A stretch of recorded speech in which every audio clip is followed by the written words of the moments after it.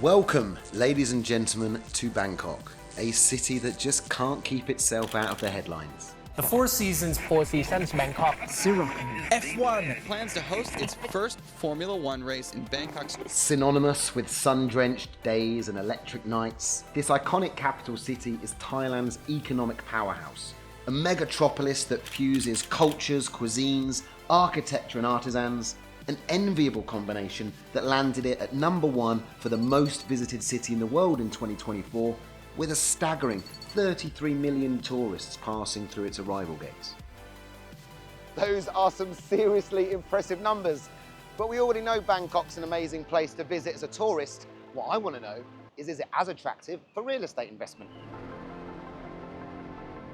Hello, my name is Jonathan Bernard, and this is To Buy or Goodbye, a show title that admittedly lacks a bit of subtlety, but that's exactly the question I'm here to answer.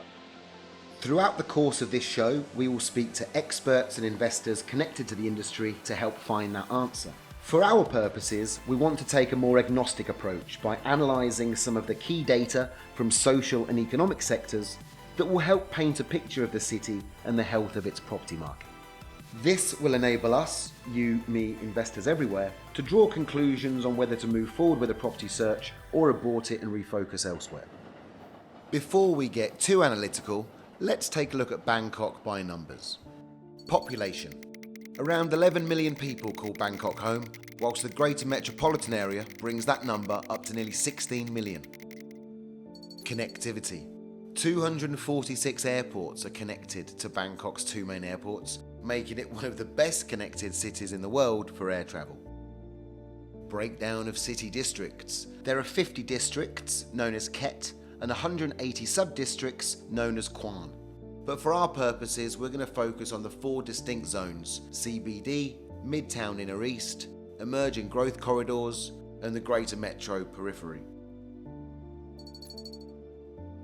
Most embassies cluster around Wireless Road, Satorn and Central Sukhumvit, while international schools are concentrated in family-friendly areas like Sukhumvit, Bang Na and Changwatana.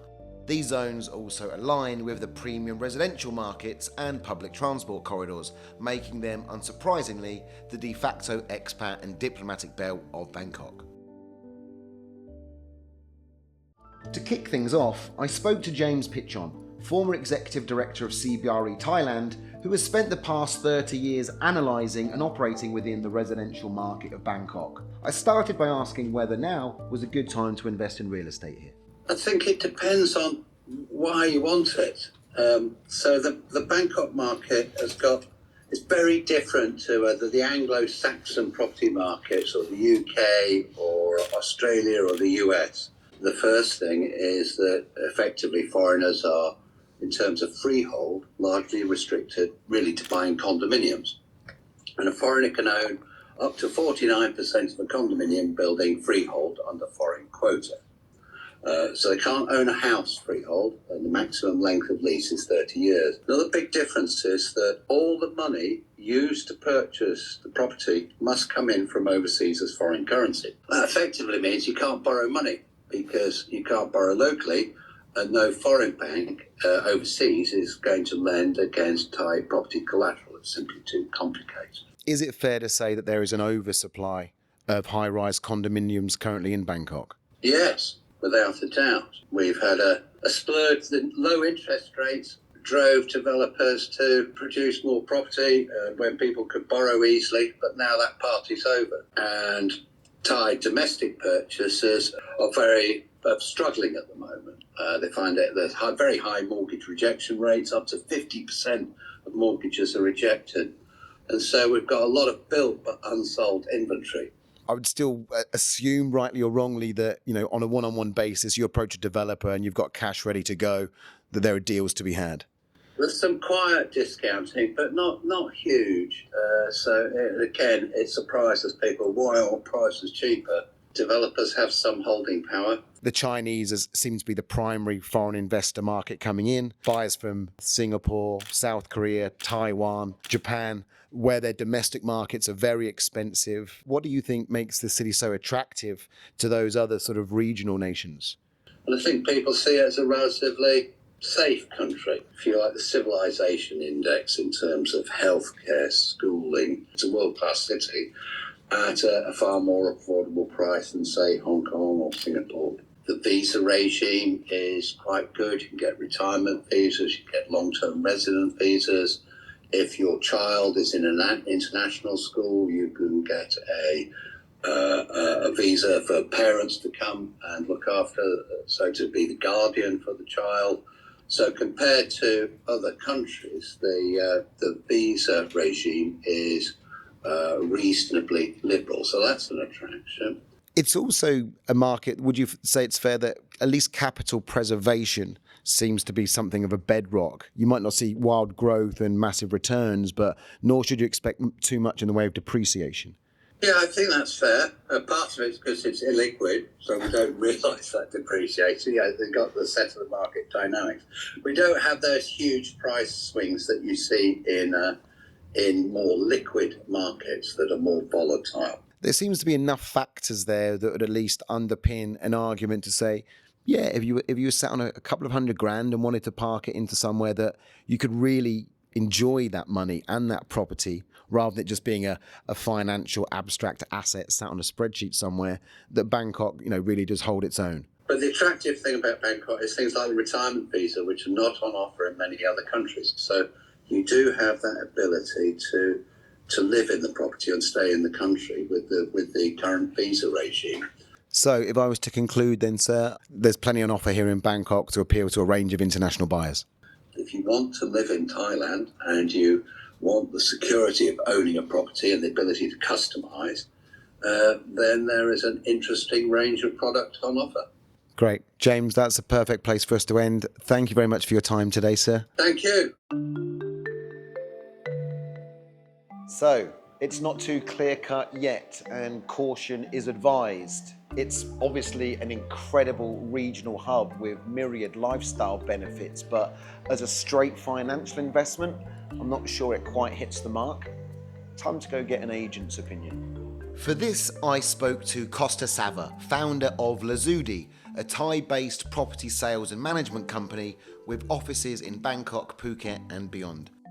I wanted to find out how straightforward entering the market was here. I would say it's very accessible compared to somewhere like the UK or the US. The ownership structure for condominiums, you can own it freeholds, 100% in your name. The only thing that they want to see is that it's a foreign investment, so you transfer funds from overseas, but that's about it. Right. So the quickest that you could potentially do a whole viewing deposit to transfer, I would say between 1 or 2 weeks is the fastest that you could do. Somebody comes into your office, says they want to buy a property for investment. What does that typical product look like? You have to break it down to what their needs are. Is it for retirement? Is it for self-use? Right. Is it purely for ROI? No matter how sophisticated most of the investors that we've worked with, we always find there's a little bit of an emotional element in this.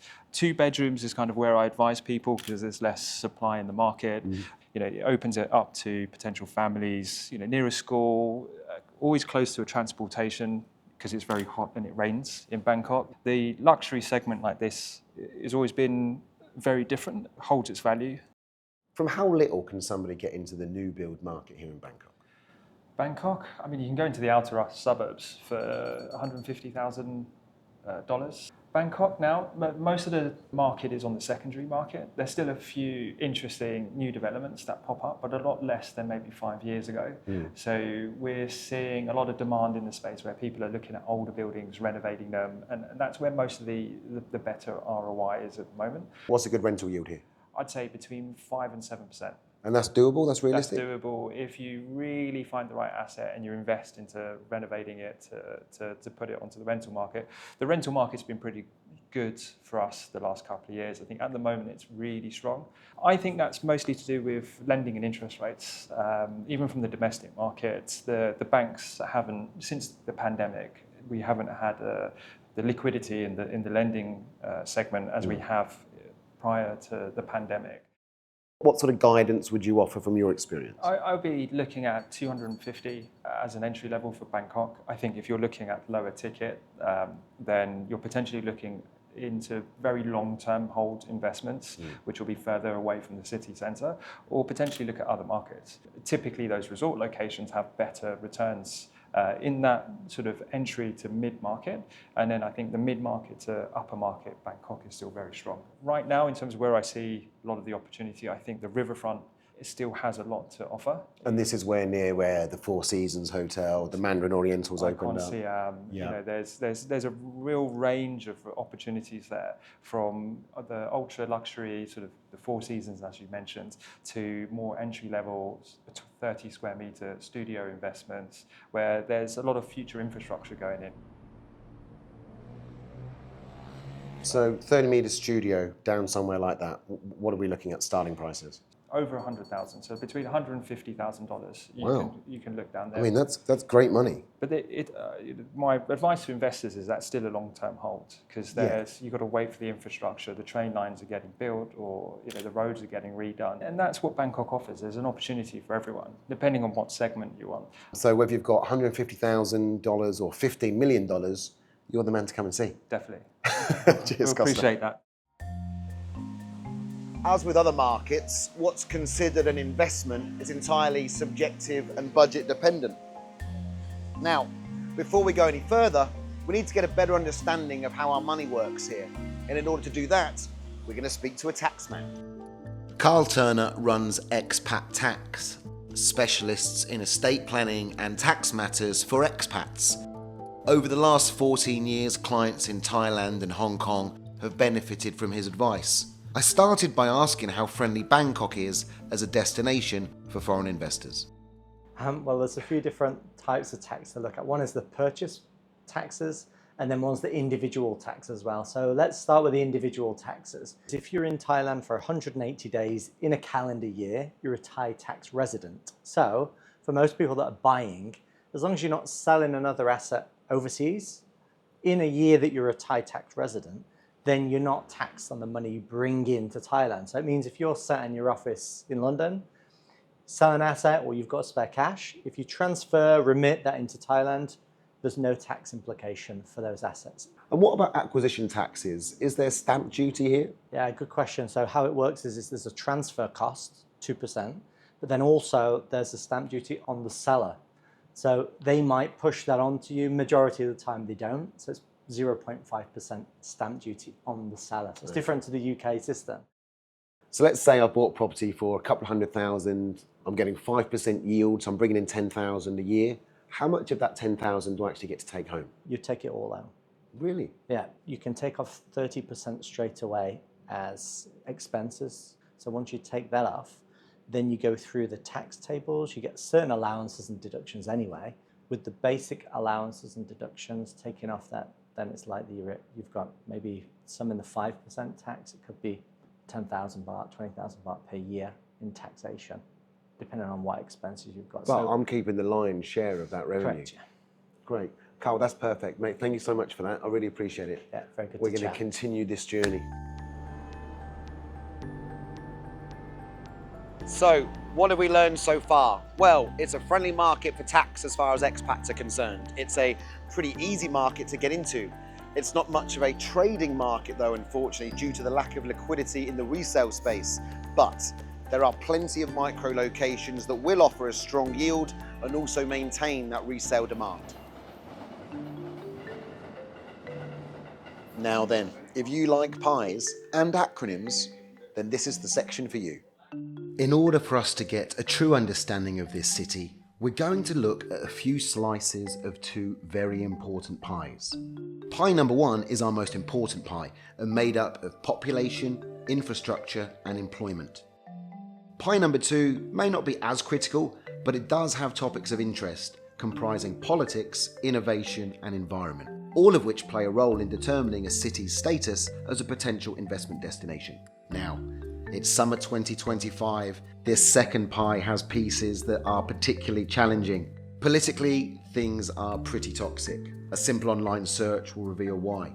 Environmentally, well, Thailand does boast more than 150 national parks, meaning more than a third of the country is protected land.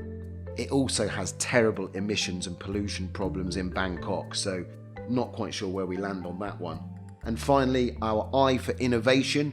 Yes, I think in crypto regulations and e-commerce we're seeing some progress, but on the whole, it's starting to lag behind some of its regional partners. So pie number 2 isn't particularly tasty at the moment, but what about that first pie? Well, let's look at the most important slice, which is the I, infrastructure. Employment opportunities and population growth organically benefit if the I is healthy. So let's see what investments are in the pipeline. Bangkok has excellent infrastructure. As a regional hub, as an international gateway, its airports are fantastic, with the capital's 2 airports, Suvarnabhumi and Don Mueang, both easily accessible within approximately 30 minutes. As a global city, that sets it out on its own. And it doesn't just stop there. With sky trains and underground railways, as well as myriad transport options, it's a fun and dynamic city to explore. I mean, yes, of course, the traffic can be a nightmare. Find me a buzzing capital city where it isn't. But you have flexible options here. And depending on how brave you're feeling, the city is incredibly easy to navigate. But briefly back to the airports and those impressive numbers where Bangkok received nearly 33 million visitors in 2024, but it's not done there. The airports are targeting to double passenger numbers by the end of the decade, spending nearly $4 billion in the process. A new railway line is going to link Bangkok with its 2 regional airports. New BTS line, aka the SkyTrain, opening up new neighbourhoods in the suburban fringes. New highways and flyovers to reduce the inner city congestion. They're also burying those unsightly power lines and telephone cables, committing to putting more than 1,400 kilometres of them underground over the next decade. And so, has this commitment to infrastructure investment had the desired knock-on effect on the population and the job market? Well, yes, with recent figures from Macro Trends highlighting a nearly 19% year-on-year increase in net inward migration. And whilst a majority of those are from lower mid-skilled labour sectors, the increase in digital nomads and skilled expatriates drawn to the city's favourable cost of living ratios continues to grow. Inevitably, all of this increased tourist activity is bringing potential buyers, and that's a clear cause and effect. As a city's international status grows, so too does foreign buyer demand. Let's not kid ourselves though. Bangkok isn't a new market. International investors have been buying here for years, primarily from China, who account for more than half of all foreign purchases, with sales volumes totaling over $700 million in 2024. That's according to figures released from the REIC, a government-affiliated organisation responsible for gathering such things, including foreign investment, mortgage rates, supply and demand, and property prices. So with China out there in number 1, Russia and Myanmar came in 2nd and 3rd, with the US and France rounding off the top 5 buyers for 2024. So we've heard from a long-term industry expert, a leading brokerage and a tax specialist. Now, before we hear from a couple of investors, let's find out what's going on in the rental sector and learn what owners should expect. I spoke to Chachakorn Pruksananont, also known as Hill. Hill founded Sontana and they provide mid and long-term rental services here in Bangkok. I asked him for an overview of the market and then what sort of yields are realistically achievable for his customers. The owner can expect, let's say, 4 to 5%, somewhere around there. I'm talking in terms of net basis. I would say more on the 4% after the commissions and so on. Your model does allow the flexibility for owners to actually stay in their own properties, correct? Beautiful thing with monthly rentals is if they want to come during, let's say, Christmas or New Year holiday, they can tell us to block off 3 weeks during that period and they can come stay. Talk to me about the type of clients that are staying in the properties as well. Is it a mix of business travelers, digital nomads, families, from around the world? What kind of caliber of client have you got staying here? Yeah, so our clientele are usually a mix of business professional and nomads. We also get families who move here, are more seasonal travelers. They're here for 3-4 months every dry season and when it was cooler in Bangkok. What do you do to try and stand out amongst the sea of options that are out there? That's where the design piece, thoughtfully furnished and design piece comes in to make sure that the property, like the one we're sitting in, is put together so that it has the best chance of rentals. We have a dedicated marketing team that market up the properties across a platform. What I think is fascinating is this. You are focusing on the user experience for the guest. You are trying to lean into tech to maximize marketing appeal.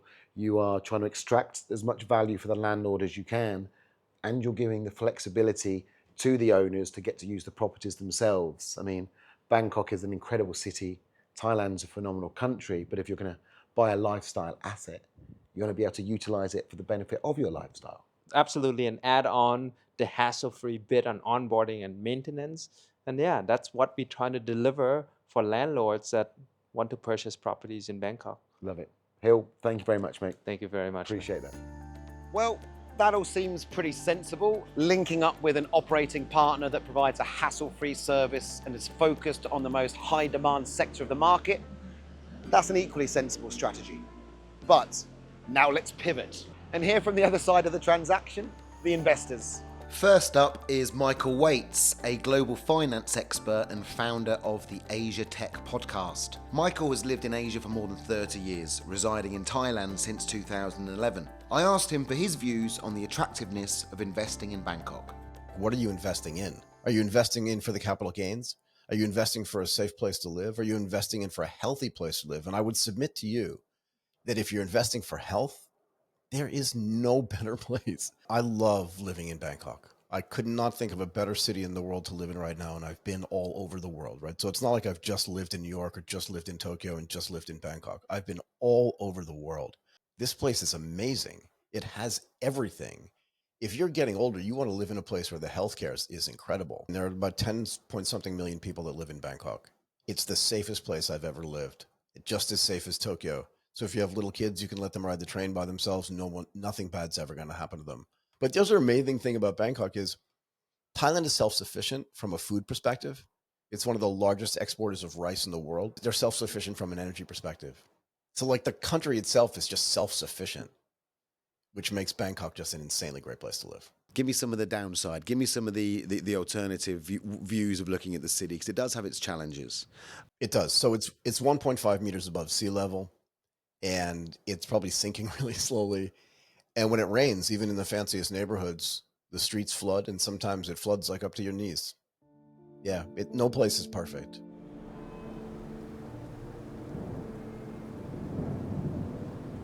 Next up is Abby Bisaria. Abby is an industry powerhouse in the digital payment and crypto space. He's also an avid investor with a global real estate portfolio and a considered philosophy when it comes to property. I asked him how approaching the buying process in Bangkok compares to other markets. Every market is unique. What you find in Thailand in particular is the level of information is hard to come by, right? In the US, when you're buying, there are sites that have listings, previous sales, and so you have to kind of do a little bit more homework here. You have to do your research. You have to understand not just the city, but the neighborhood, how far it is from public transportation. Is it a newer property or an older property? And all those things kind of have to be factored in, and they all become that much more important because you don't have a lot of data easily available. So as a serial global investor, where does this market land? What's your driving force? I think nowadays real estate investment has become a really complex thought process because of different value that it creates. You've bought real estate in Thailand, in the States, in Canada, in Australia. You had no concerns about entering into this market. To me, it's a long-term hold. To me, it's also a balance between all the places you mentioned where I own real estate, right? So I'm also balancing it across different countries that I own real estate in. All investments are speculative. So one question I'm putting to people is, with one eye on the future, what does Bangkok look like in 10 years? What does Bangkok in 2035 look like? Oh, I think it's going to be a fantastic cosmopolitan city. It's got a very vibrant scene. It's got a lot of young people, young professionals. It's got a thriving expat scene. The food and beverage scene is amazing in the city, and it's only getting better.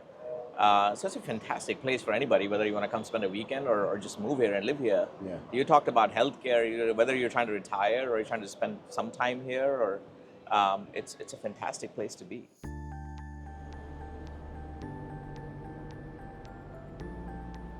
So it's becoming quite apparent, to me at least, that whilst there are certainly some economic upsides of owning real estate here, the primary drivers are lifestyle. We've just heard from two investors that can't wax lyrical enough about the value add of owning property here.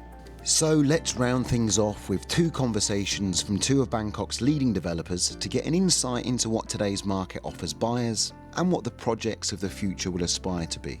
I first met with Perchara Prapunwatana, the Senior Managing Director of Condos from AssetWise, one of Bangkok's leading developers. Investors buying at your projects, what would they typically expect from yield? Typically in Bangkok, the percentage is about like 3 to 5%. For example, the project that we have, they're close to the campus condo, right? The cave condo that we have, if you have a look, we have a lot of the university campus, and that one can give you like minimum, I can say minimum, is about like 7%. Wow. And the highest one that we can get like 10 or 11%. Is that a net position or more of a gross position there? Is net after you like deductions everything, every cost already. Yeah. So it's like 8 to 11% that you can get. We know Bangkok is a brilliant place to visit. Right.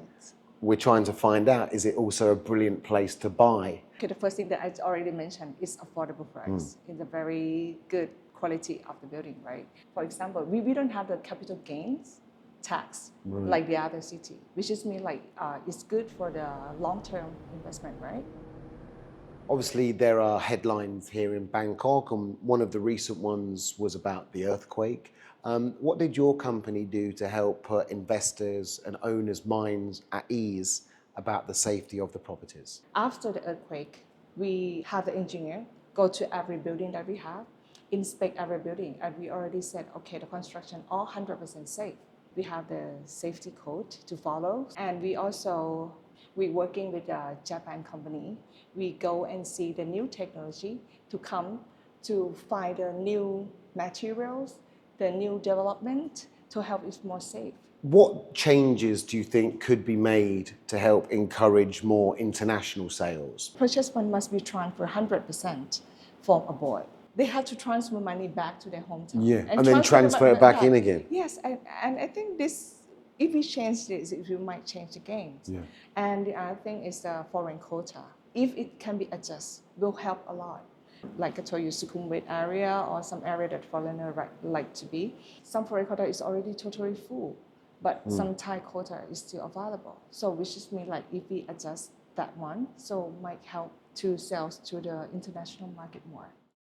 We've had a bit of a conversation about tax. It's a very friendly location for investors, right? For tax. For tax. There's no capital gains. Yes, of course. There's no capital gains. Even like for the residential tax that you have to pay every year, it's just only like 0.0 something. There's buyers from all over the world coming here, so not everybody needs a new build property. Some people are going to want those secondaries. Yes. And if there's a strong secondary market, that inevitably drives the primary market. That's why I told you is have to choose wisely, because it depends on the building that you choose. If you like choosing to invest some building that far away or it's not in a good locations, of course it's not even like the investor, even like for the local market, you cannot resell it. What is your best entry-level project and how much does it cost? It's about 1.5 million for the studio, but some project that we have is not studio, it's 1 bedroom. Certainly seeing some of those regulatory changes would be a massive boost for the industry. And that 1.5 million baht, that equates to $45,000 in today's money. And that is simply incredible to think you can buy a brand new apartment in a mega city like this for such an affordable price.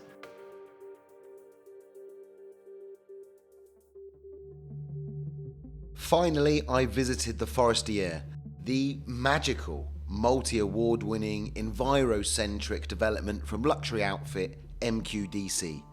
This is Bangkok, but not as you know it.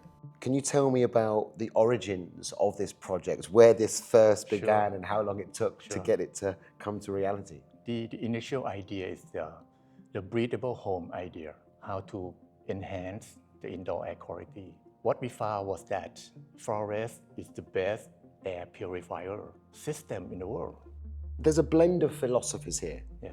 Wellness, breathability, lifestyle and open spaces, generational living. There's therefore a focus on community. Were these ideas that originate with the owners? We do a lot of incentive research. We dig deeper into the pain point, what people need. I think the core idea was not only to have a better lifestyle community, the key word is happiness. Talk me through very briefly what we have here and what the sort of the strategy or the consideration was behind these types of homes. This is a Mulberry Grove Villa. For us, this is a multi-generation living. You are in the main villa here. This is the largest site, but we have sky bridge connecting to the smaller size. Basically, there are a family, a compound family can live here together. How much space was handed over to public domain versus for actual development? For this project, 56% green space. So people will enjoy living in the forest for sure.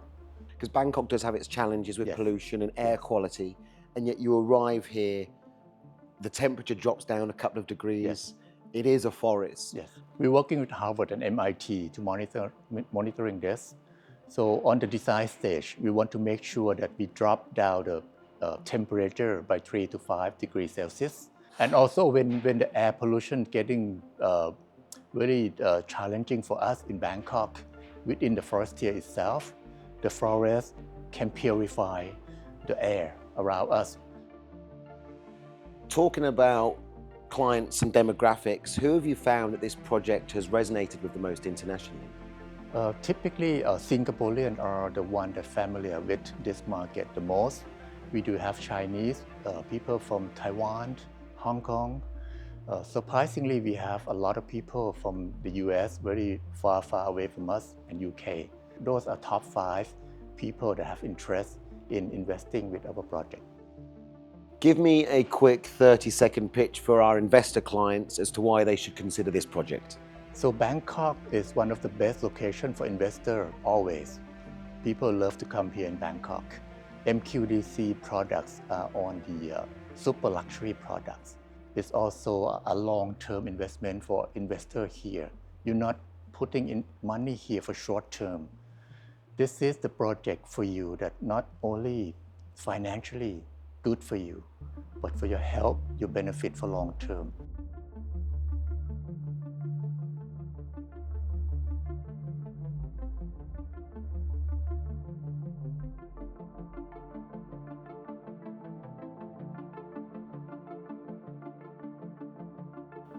So, what do you think?